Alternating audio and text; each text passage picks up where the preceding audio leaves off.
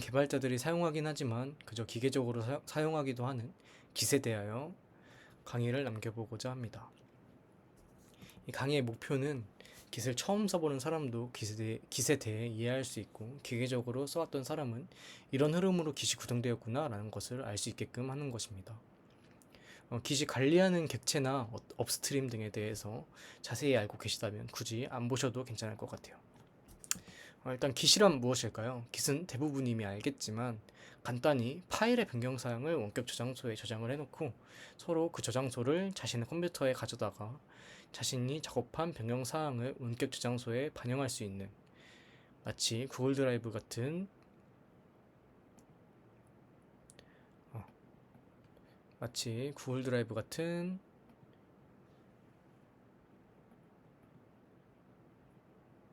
하나의 폴더에 대해서 동시 작업을 가능하게 해주는 그런 개발 툴이라고 생각하시면 되겠습니다. 이 동시 작업의 힘 때문에, 그리고 변경사항 관리의 강력함 때문에 아직까지도 대부분의 개발자가 애용하고 있죠. 깃의 큰 그림을 PPT에 미약하게나마 한번 그려보았는데요. 일단 깃은 크게 세 가지의 장소로 구분을 할 수 있습니다. 아무것도 안 한 내 컴퓨터 폴더, 그리고 로컬 저장소, 원격 저장소, 크게 세 가지로 나눌 수 있습니다. 원격 저장소는 깃이 가지고 있는 우리가 깃허브 홈페이지에서 만들어낸 깃 레포지토리를 뜻하고, 로컬 저장소는 우리 컴퓨터에 있는 폴더와 원격 저장소의 레포지토리를 연결해준 깃이 관리해주는 우리 컴퓨터상의 폴더를 뜻합니다. 우리 컴퓨터상의 폴더니까 당연히 파일을 변경할 수 있겠죠. 우리가 그럼 로컬에 리모트 저장소와 연결된 깃이 관리해주는 저장소를 이 깃 클론 혹은 깃 이닛 그리고 리모트를 통해서 연결을 해주고, 이거는 실습을 할 예정이니까 일단 이해하시면서 들어주시면 감사하겠습니다. 이렇게 깃 클론 혹은 깃 이닛 리모트를 해주면 로컬 저장소가 생겼을 거고, 그곳에서 개발을 하거나 파일을 수정해서 변경사항이 생겼다고 해봅시다. 이때 깃이 이 파일 바뀌었네? 내가 관리해야지 하면서 바로 관리해주는 것이 아니라 깃 애드 파일명을 통해서 변경사항이 있는 파일을 스테이지로 올려서 관리를 시작하는 것입니다. 이때 스테이지에 있는 파일이 다시 수정사항이 생기면 언스테이지로 바뀌고, 이것을 다시 애드하면은 스테이지 상태로 가고, 다시 변경사항이 생기면 언스테이지로 바뀌고, 다시 수정하면은 애드해주면 스테이지 상태로 바뀌는, 커밋을 하기 전에는 이러한 상황이 계속 반복이 됩니다. 간단히 말하면 내가 커밋을 통해 변경사항을 저장하고자 하는 파일들에 한해서 애드를 통해 깃에 이 파일들 저장해줘 라고 명령하면 된다고 생각하시면 되겠습니다. 그럼 이제 명령한 파일들만 커밋을 통해서 저장을 해줘야겠죠. 그러면 현재의 브랜치에 새로운 커밋이 생기게 됩니다. 커밋을 하게 되면 스택처럼 커밋했던 내용들이 쌓여서 기록으로 남게 됩니다. 그럼 이것을 원격 저장소에 푸시를 해주면 변경된 커밋 사항이 원격 저장소에 똑같이 반영되게 됩니다. 여기서 만약에 이 로컬 저장소에 이렇게 커밋 로그랑 브랜치가 있다고 예를 들어보면, 푸시를 해주면 똑같이 브랜치가 하나 생기고 이 브랜치의 커밋이 똑같이 푸시가 되겠죠. 모양이 아예 똑같아지는 거예요. 이 브랜치가 만약에 하나라고 생각을 해볼게요. 이 브랜치가 뭐냐면 서로 영향을 주지 않는 작업 공간이라고 생각을 하시면 돼요. 이 브랜치가 하나라고 생각을 해볼게요. 그러면 다양한 작업을 할 때 만약에 기능 개발 코드 작업과 오류 수정 코드 작업을 한다고 예를 들어볼게요. 그러면 이 한 브랜치에서만 하면은 이 기능 개발하는 코드도 오류 수정을 하는 코드에 영향을 주고, 오류 수정하는 코드도 기능 개발하는 코드에 영향을 주기 때문에 개발이 엄청나게 힘겨워질 거예요. 그래서 이 새로운 브랜치들을 만들어서 그 독립된 작업 공간에서 원하는 기능을 개발하고, 이 개발한 기능에 대해서 나중에 다시 하나의 브랜치에 합치는 그런 작업을 위해서 브랜치가 존재한다고 생각하시면 되겠습니다. 그럼 일단 한번 해봅시다. Git 홈페이지에 들어가서 새로운 리포지토리를 만들어 보겠습니다. Git 프랙티스로 만들고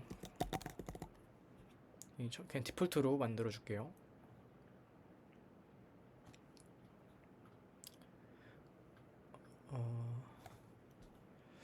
여기 나와 있는 이 명령어들을 그대로 한번 따라 치면서 큰 그림과 함께 같이 한번 살펴보겠습니다. 네. 그러면 먼저 내 컴퓨터에 어떤 폴더가 필요하겠죠. 그 폴더를 한번 만들어 주겠습니다. 터미널에서 git practice로 해서 폴더를 하나 만들어 주면은 이 practice 폴더가 하나 생겼죠. 그러면 cd prac 해서 만들어주면 여기 안에는 지금 아무것도 파일이 없는 상태겠죠. 새로운 폴더니까. 그러면 이 에코는 그냥 새로운 파일을 만들어주는 거라고 생각하시면 되겠습니다. 처음에 리드미 파일을 이렇게 만들어주는 거예요. 이 파일을 이렇게 만들어주면은 이 리드미 파일이 이렇게 생긴 것을 볼 수 있죠. 그러면 이제 이후에 git init을 통해서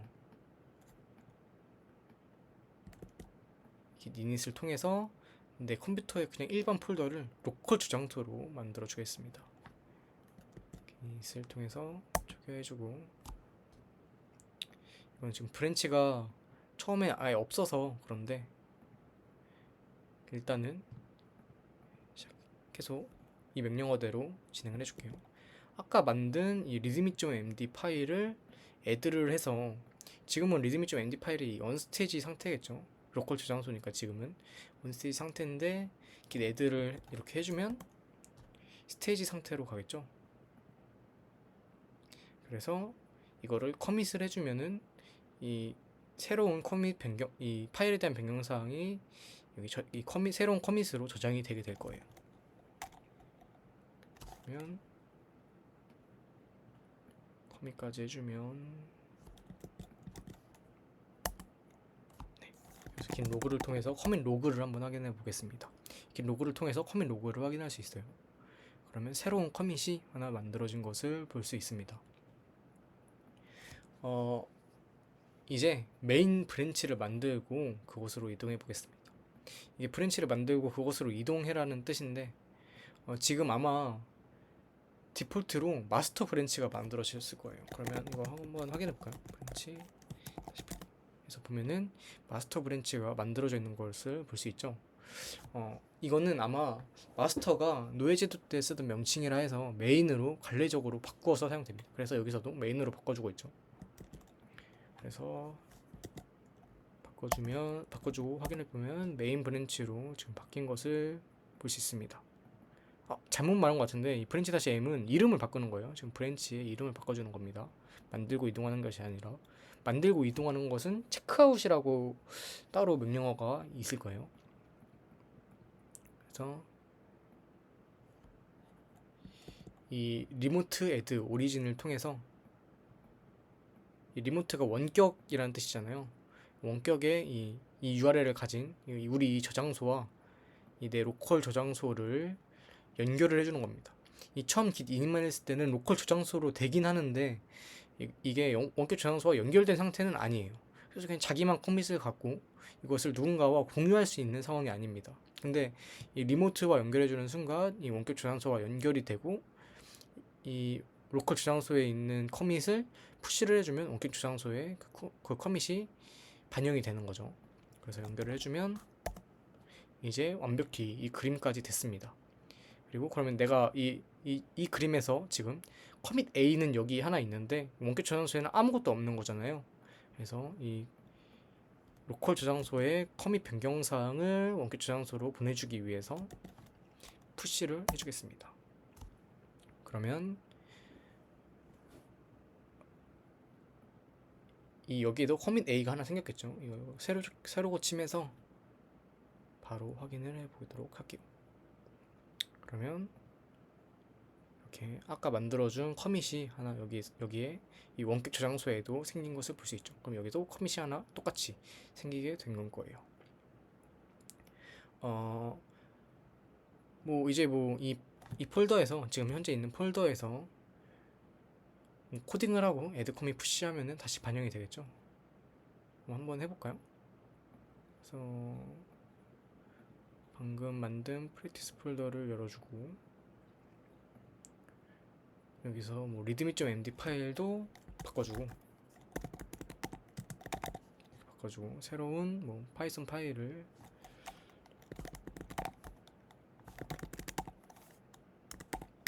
만들어주고 프린트헬로 뭐 이런 거 쳐줄게요. 가지고 여기도 컨트롤 S, 여기도 컨트롤 S 해서 저장을 해주겠습니다. 두 개 다 저장이 됐죠. 이러면 그래서 파일을 꺼주고 그래서 ls 하면은 두 개의 파일이 이렇게 있겠죠. 그러면은 이 두 개의 파일이 지금 언스테이지에 있는 상태일 거니까 스테이지로 하려면 git add를 해줘야겠죠. 근데 이 git add를 하나의 파일을 뭐 이렇게 readme.md 해서 하나씩 올릴 수 있겠지만 나중에 코딩하면은 이거 엄청나게 많아질 거잖아요. 그래서 귀찮을 때 git add 점 하거나 git add 다시 all 하면은 이 언스테이지에 있는 상태에 있는 파일들이 전부 다 스테이지로 가게 됩니다. 제가 중요한 명령을 하나 좀 놓친 것 같은데 이 git 스테이터스를 하면은 이렇게 지금 뭐 변경돼서 언스테이지에 있는 파일과 스테이지에 있는 파일들을 구분해서 보여줘요. 예를 들어서 꺼버렸네요. 프랙티스를 열고 얘를 변경을 시키고 컨트롤 S 하고 스테이터스를 보면 잠시만요. 네, 컨트롤 S 됐죠. 그냥 끄고 세이브 해주고 스테이터스를 보면 네, 이 헬로.py 파일은 수정이 됐는데 이 수정한 변경 사항이 이 스테이지에 올라와 있지 않죠. 지금 보면 스테이터스로만 보면은 또 git add 그냥 all 해서 다시 스테이터스를 보면 네, 전부 다 이렇게 스테이지 상태로 간 것을 볼 수 있습니다. 그러면 여기서 커밋까지 해볼게요. git 커밋이 위에 네.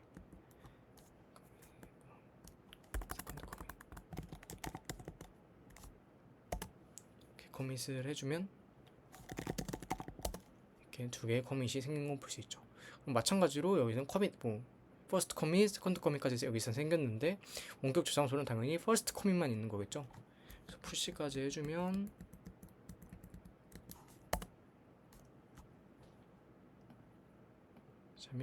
네, 이렇게 두 개의 커밋이 정상적으로 올라와 있는 것을 볼 수 있습니다. 뭐 사실 여기까지만 해도 git의 add, commit, push를 통해서 혼자서 git을 사용하기는 너무나도 쉽습니다. 근데 이제 중요한 거는 아까 사용했던 명령어들을 하나하나 이해하는 거겠죠. 지금 그 명령어들 보려면 다시 하나씩 다시 레포지토리를 만들어서 봐야 될 것 같은데 하나 만들어 볼게요. 그래서 프렉2 볼 거니까 네, 이렇게 얘네 명령어들 하나하나 뭔지 알아야겠죠. git init이 무슨 역할을 하는 건 어떤 걸 하는 건지도 잘 알아야겠고 이 오리진은 뭔지 다시 u는 뭔지 알아야겠죠. 그래서 git init부터 한번 봅시다. git init은 뭐를 하길래 내 폴더가 로컬 저장소가 되는 걸까요? 한번 직접 확인해 봅시다. 사실 이해가 잘 안 되잖아요. 그냥 git init 명령어를 하나만 하는 걸로 git이 내 폴더를 관리한다는 게 사실 되게 신기하잖아요. 그래서 한번 직접 확인해 봅시다. mkdir prec2 하고 여기다 잘못 만들었네요. cd mkdir prec2 cd prec2 s 아무것도 없는 새로운 prec2라는 폴더가 생긴 것을 볼 수 있습니다. 그러면 git init을 통해서 한번 로컬 저장소를 만들어주면은 또 로컬 저장소로 초기화됐다는 것을 볼 수 있죠. 빈 git 저장소를. 한번 ls 다시 어를 통해서 숨겨진 파일들까지 전부 다 확인을 해볼게요. 그러면 원래 아무 파일도 없었는데 이 .git이라는 숨겨진 파일이 git init을 통해서 생긴 것을 볼 수 있습니다. 이 git init이 하는 역할은 알겠어요. 로컬 저장소를 이렇게 만들어준다, 로컬 저장소를 초기화해준다는 걸 알았는데 이 .git 파일을 갑자기 만들어주네요. 이 .git 파일까지 트리로 한번 까볼게요. 트리로 이 .git 파일이 어떤 폴더가 어떤 구조로 가지고 있나. 이렇게 뭐 헤드, 콘피그, 디스크립션, 인포, 오브젝트. 그래서 가장 중요한 거는 오브젝트인데 이것은 이 git이 관리해주는 객체를 뜻해요. 이 git이 관리하는 객체를 뜻하는데 이렇게 객체를 관리함으로써 이 비로소 로컬 저장소가 된다고 볼 수 있습니다. 그러니까 즉, 이 .git 파일이 있어야 로컬 저장소로 초기화 된다고 생각할 수 있어요. 일단 이 오브젝트 쪽을 잘 기억해 두시면 되겠습니다. 지금은 인포랑 펫밖에 없죠. 이렇게 기억해 두고 그러면 이제 git init은 됐고 퀴즈를 한번 내볼게요.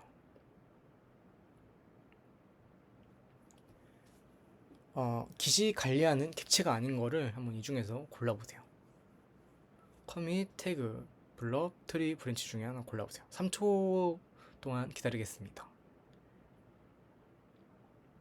정답은 5번입니다. 브랜치입니다. 브랜치는 커밋 객체들에 대한 참조만 하고 참조일 뿐이고 따로 객체로 관리하진 않습니다. 이제 객체에 대해서 더 자세히 살펴보면은 이 스테이지의 파일들이 올라오잖아요. 커밋을 하면은 올라온 파일들을 이 블록의 파일이에요. 이 파일들을 우선 객체로 만들고 이런 파일들의 구조를 통해서 이 트리 객체를 생성하고 이 커밋 객체는 트리 객체를 참조해서 파일들을 관리할 수 있습니다. 커밋 객체는 이 최상의 트리 객체의 참조, 커밋 메시지, 부모 커밋에 대한 참조를 이 세 가지들을 저장을 하고 이를 통해서 이전 커밋도 탐색할 수 있고 가지고 있는 파일들도 전부 탐색할 수 있습니다. 이제 그러면은 똑같이 뭐 readme.md 파일 만들고 애드랑 커밋을 한 다음에 커밋 객체가 실제로 생기는지 확인을 해볼게요.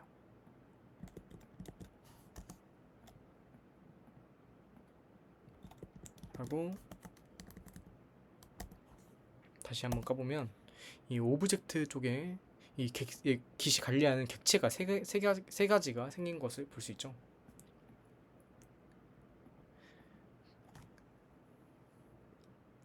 네. 그러면 여기서 또 퀴즈. git은 그러면 이 공간의 효율을 위해서 이 파일들의 변경 사항만을 저장을 할까요? O, X 둘 중에 하나 고르면 됩니다. 마찬가지로 3초 동안 기다리겠습니다. 답은 X예요. 이 파일을 통째로 저장합니다. 여기서도 보면 파일 객체를 만들어서 저장을 했죠.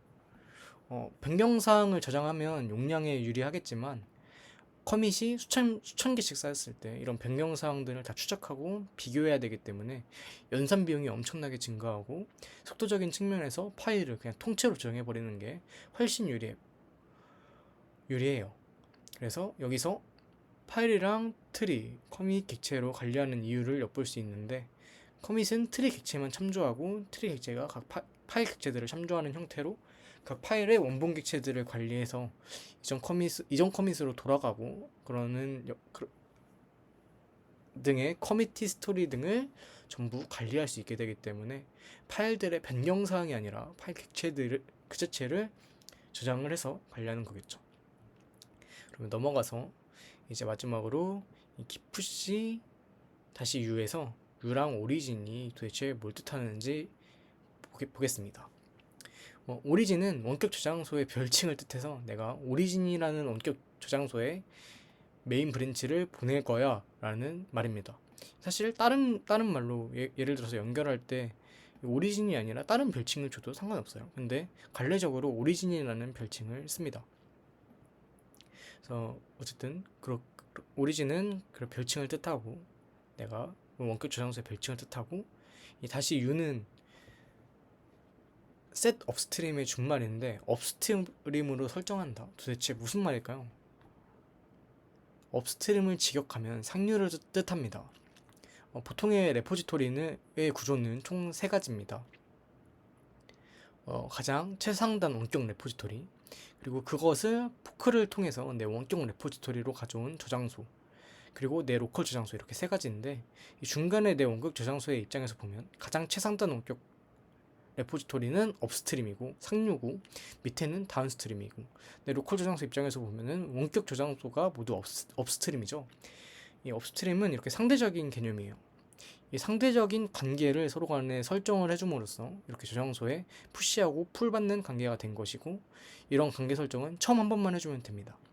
즉, 이 푸시 다시 u 오리진 메인을 계속 쓰는 게 아니라 이 그냥 git 푸시 오리진 메인, 처음 한번 이 푸시할 때만 이대로 해주면 되고, 나중에 푸시할 때는 git 푸시 오리진 하는 메인 하는 것이 당연히 맞겠죠. 그러면 네, 업스트림은 이 정도로 개념을 정리할 수 있을 것 같습니다. 아직 브랜치 간의 머지나 풀, 포크하고 PR을 보내는 그런 실습은 하지 않고, 개념도 자세히 소개하지 않았는데, 사실 개발하다 보면 막히는 때는 대부분 3웨이 머지 상황이에요. 이것들은 이후에 수요가 있다면 다시 한번 꼭 찍어보도록 하겠습니다. 이 강의가 깃을 이해하는데 조금이라도 도움이 되었으면 좋겠습니다. 꼭 보시기만 하는 것이 아니라 혼자서 연습해보는 시간 가지시면 좋을 것 같아요. 끝까지 들어주셔서 감사합니다.